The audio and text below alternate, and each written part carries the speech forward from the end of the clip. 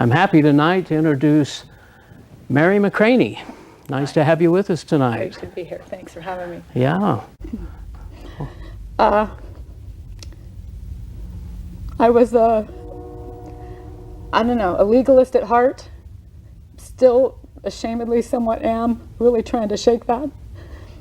When you say legalism, you're talking about just all the rules and the regulations. You felt comfortable in that, or? Yeah, my dad was military. I was raised So you in were- lots of rules. And for the most part, I could obey them. I mean, you know, I didn't give my parents any trouble. I didn't, but with that comes pride. And that's, you know, not a good thing. I know, and you know, I was just thinking as you're saying that, and I've never really put those words to it, that I was legalistic, but there was never any question about which direction I was headed, always.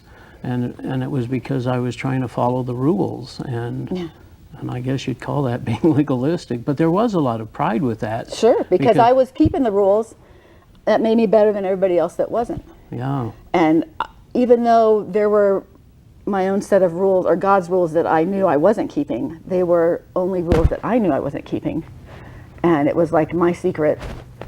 And I was really, you know, to look back, I've never been any better than anybody else, so it makes me sick to think I ever thought I was.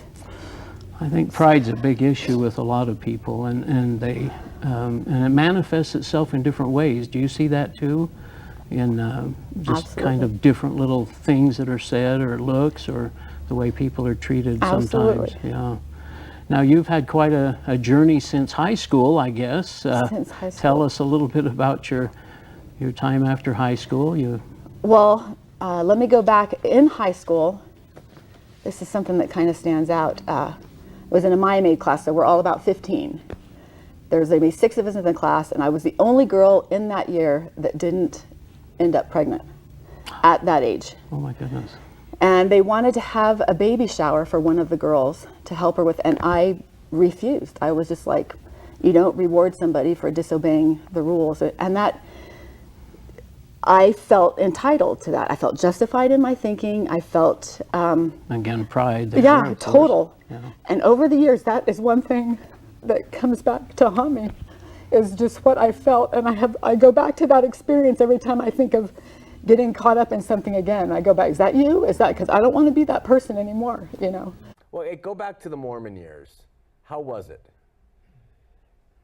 It was all about the social standing, Yeah. wanting to always be with friends.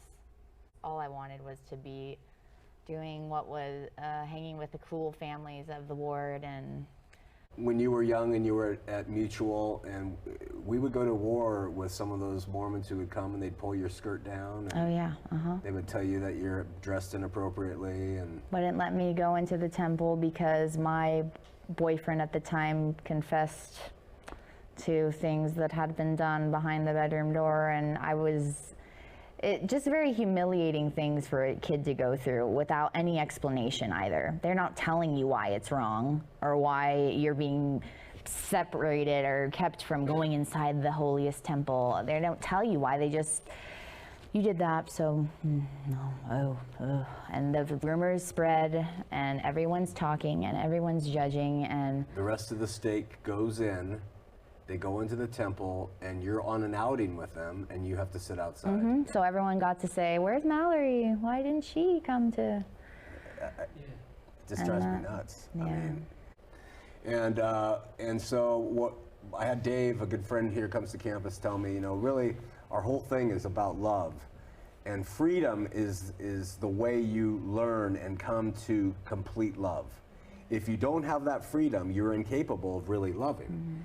So you have to have that freedom to make mistakes, to be in sin, to not be, to dress how you want, to believe how you want, to think as you want. And when everyone has that freedom, then the capacity to be able to love each other is present.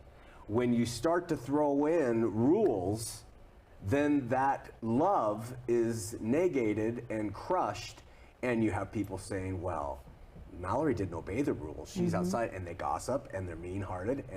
And so the freedom has to be the precursor to love. And the antithesis to that is going to be rules. Yeah. And it's going to be, because with rules come judgment.